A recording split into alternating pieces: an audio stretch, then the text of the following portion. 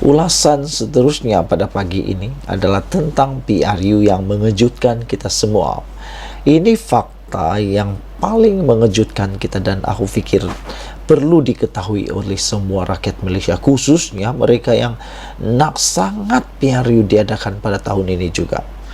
Aku pun tak tahulah kenapa mereka nak sangat PRU pada tahun ini juga. Walhal bagi mereka yang belum tahu, sekiranya PRU dibuat juga pada musim banjir ini, dan ada orang kata, macam mana kau tahu banjir berlaku atau tidak? Aku pun nak tahu, bagi tahu dia juga. Macam mana? Aku pun tanya juga, macam mana kamu pasti tidak akan banjir? Jadi, dalam melakukan PRU, bukannya setelah banjir baru ada inisiatif untuk menanganinya. Pasti sebelum PRU dibuat, kalau waktu itu dijangkakan banjir, terutama bulan November dan Disember, pasti budgetnya sudah merangkumi termasuk persediaan kalau tiba-tiba banjir pada waktu PRU. Jadi itulah yang menyebabkan pertambahan kos, kerugian besar. PRU musim banjir, musim hujan, apa yang berlaku? Pembayar cukai kena tambah lagi RM 1 bilion. 1 bilion ditambah dalam kos PRU jika dibuat pada musim hujan dan banjir. Pertamanya 1 bilion, bukannya 1 ringgit, bukannya 1 juta, tetapi 1 bilion. Pembayar cukai mungkin perlu membayar sehingga 1 bilion wang tambahan jika PRU 15 diadakan pada November atau ketika monsun timur laut, musim tengkujuh dan banjir yang kerap berlaku ketika hujung tahun. Bekas pengerusi SPR Tan Sri Abdul Aziz Muhammad Yusof, beliau berkata, cuaca buruk adalah faktor yang banyak mempengaruhi saranan SPR mengenai masa terbaik dan terburuk untuk mengadakan PRU setiap 5 tahun sekali. Apabila hendak menentukan tarikh PRU, SPR hanya boleh bertindak sebagai entiti penasihat. Kami akan mempertimbangkan faktor seperti ramalan cuaca dan sama ada terdapat sebarang perayaan pada tarikh tersebut. Tetapi kerajaan akan memutuskan sama ada tarikh itu boleh dilaksanakan atau tidak. Saya fikir jika PRU diadakan pada bulan November, tambahan RM 1 bilion lagi akan dibelanjakan. Katanya menurut Melemel. Ini bermakna bahawa pembelanjaan tambahan saja untuk PRU adalah sekitar 2 kali ganda daripada kos mengendalikan PRU 2018 secara keseluruhannya. Abdul Aziz berkata, sebahagian besar daripada tambahan RM 1 bilion ini akan dibelanjakan untuk logistik, khususnya bagi mengangkat pengundi ke pusat pembuangan undi masing-masing di kawasan yang dinaiki air. Ramalan berkenaan akan menjadikan kos mengadakan PRU 15 melebihi kos untuk mengadakan PRU pada penghujung 2020 atau semasa kemuncak pandemik COVID-19 menurut laporan itu. Sebelum ini Datuk Seri Taqiyuddin Hasan ketika menjadi Menteri di Jabatan Perdana Menteri, Parlimen dan Undang-Undang memberitahu Parlimen bahawa langkah tambahan dan berjaga-jaga Perintah Kawalan Pergerakan PKP bermakna ia akan menelan belanja 1.2 bilion bagi Malaysia untuk mengadakan PRU. Semalam SPR dipetik berkata, pilihan raya umum ke-15 boleh membebankan pembayar cukai sehingga RM 1.1 bilion dalam apa yang boleh menjadi pilihan raya negara paling mahal setakat ini. SPR membelanjakan RM 400,000 pada PRU 13 dan RM 500,000 juga juta RM500 juta untuk PRU 14. Penambahan kira-kira 5 juta pengundi baru ke dalam daftar pemilih akan menjadi pemacu utama lonjakan kos yang mengadakan perbelanjaan untuk PRU sebelumnya, dan apabila peratusan keluar mengundi berada pada rekod tertinggi, kata pengurus SPR Tan Sri Abdul Ghani Saleh. Abdul Aziz menjelaskan hipotesis PRU 15 ketika musim banjir akan menjadi lebih kompleks kerana Suruhanjaya itu perlu menyelaras dan berhubung dengan entiti tambahan seperti NADMA bagi mendapatkan bantuan. Keadaan sebegitu akan menimbulkan rasa tidak minat pundi kerana mereka akan mengutamakan kehidupan mereka daripada beberapa acara politik. Jadi, jika PRU akan diadakan pada November, orang ramai akan menyalahkan SPR atas keputusan itu, katanya. Sebelum ini, UMNO terus menggasak naib presidennya yang juga Perdana Menteri Datuk Seri Ismail Sabri Yaakob supaya mengadakan PRU 15 dengan segera tahun ini, dengan spekulasi bahawa ini mungkin diadakan pada November kerana bajet 2023 masih belum dibentangkan.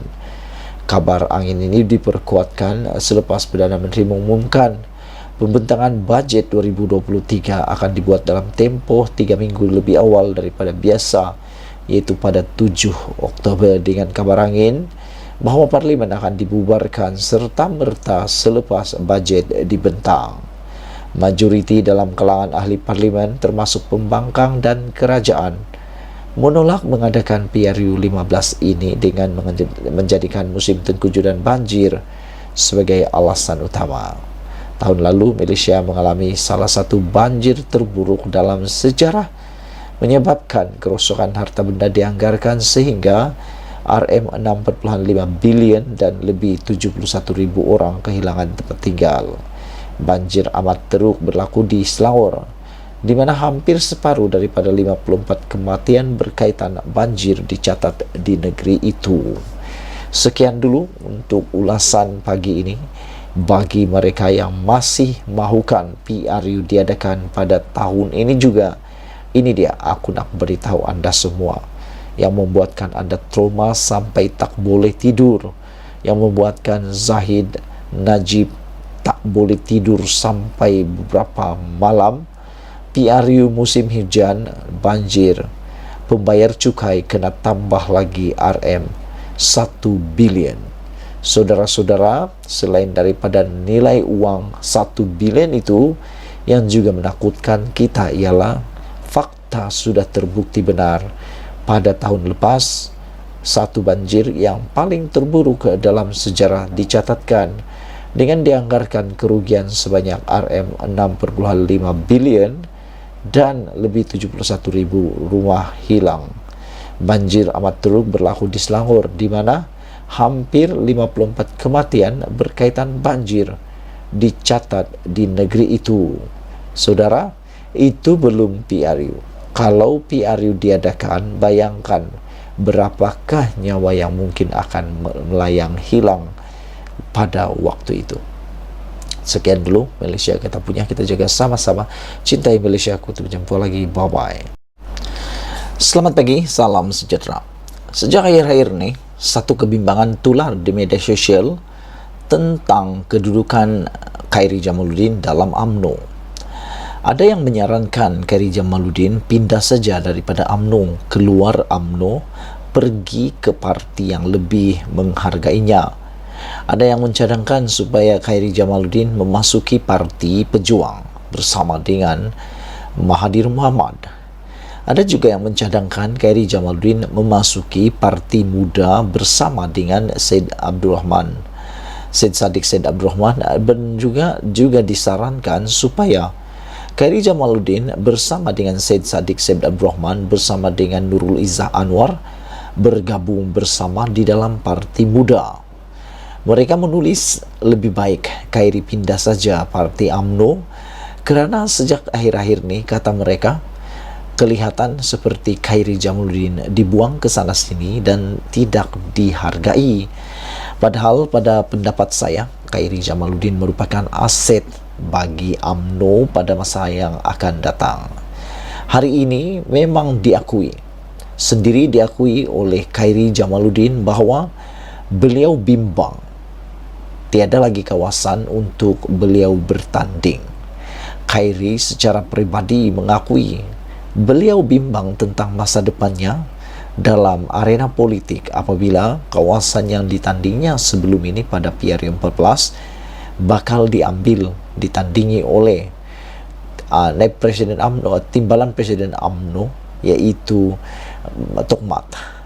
manakala Khairi pula tidak mempunyai kawasan lagi untuk beliau bertanding. Saudara yang dihormati sekalian, selepas mengesahkan tidak akan bertanding di Parlimen Rembau pada PRU 15 akan datang, untuk memberi laluan kepada Timbalan Pengurusi Barisan Nasional Datuk Seri Muhammad Hassan, Khairi Jamaluddin mengakui beliau bimbang tentang masa depan dan kerja politiknya. Menurut ahli Parlimen Rembau itu, sehingga sekarang beliau masih belum mempunyai kawasan untuk bertanding dalam PRU akan datang. Konsen saya sekarang ini adalah tiada lagi kawasan untuk bertanding, katanya. Dalam pada itu, Khairi juga memberitahu ada keperluan untuk menamatkan arahan kuarantinkan diri dalam kalangan individu disyahkan positif COVID-19. Saudara penonton yang hormati sekalian, Khairi juga memberitahu, saya percaya kita harus menerokai sektor yaitu pelancongan dan kita akan dapat membangunkan idea kemahiran dalam kalangan para pengamal perubatan, kata Khairi lagi. Sebelum kita berpisah, aku nak kongsi dengan kamu semua tentang pendapat aku tentang masa depan Khairi Jamaluddin. Aku fikir Khairi harus tetap berkecimpung dalam parti politik, dalam politik Malaysia. Kerana aku fikir masa depan Malaysia banyak bergantung pada kekuatan seperti anak muda seperti Khairi Jamaluddin. Berilah peluang kepada anak-anak muda seperti beliau ini untuk terus bertahan dalam politik. Dan kita memerlukan kepimpinan yang seperti Khairi Jamaluddin. Aku fikir Khairi Jamaluddin jauh lebih berkualiti daripada ramai pemimpin-pemimpin yang senior ataupun yang dah tua sekarang ni. Lebih baik diberikan peluang kepada Khairi Jamaluddin untuk menyiapkan dirinya menjadi Perdana Menteri pada masa akan datang. Jadi kalau orang kata Khairi Jamaluddin patut melompat parti jika beliau tidak mempunyai kawasan untuk ditandingi, aku setuju. Daripada membazir tenaga Khairi Jamaluddin, lebih baik beliau mendapatkan tempat bertanding di tempat yang lain. Sekian dulu untuk kali ini. Jangan lupa tinggalkan komen Anda. Ikuti terus ulasan selepas ini.